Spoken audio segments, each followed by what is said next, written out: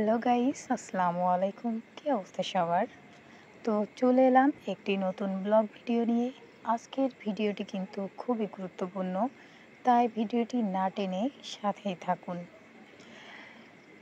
আমি আমার চুলের যত্নে কি ব্যবহার করি অনেকেই জানতে চেয়েছেন, তো তাদের জন্য আজকের ভিডিওটি।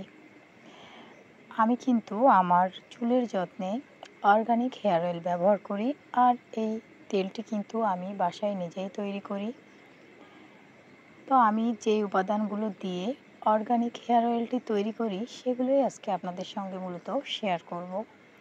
তো আমি এখানে নিয়েছি, দেখতেই পাচ্ছেন, মেহেদি পাতা, পেয়ারা পাতা, অ্যালোভেরা, পেঁয়াজ, রসুন, থানকুনি পাতা, আরও রয়েছে কালো জিরা, মেথি, জবা ফুল গাছের পাতা, আর রয়েছে নিম পাতা, জবা ফুল,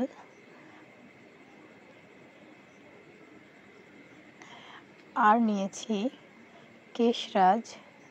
এই কেশরাজ গাছটা কিন্তু খুবই উপকারী একটি উপাদান। তো আমি কিন্তু এই গাছের গোড়া সহই নিয়েছি, আর ভালো করে পরিষ্কার করে ধুয়ে নিয়েছি। তো মোটামুটি এই উপাদানগুলো দিয়েই আজকে আমি অর্গানিক হেয়ার অয়েল তৈরি করব।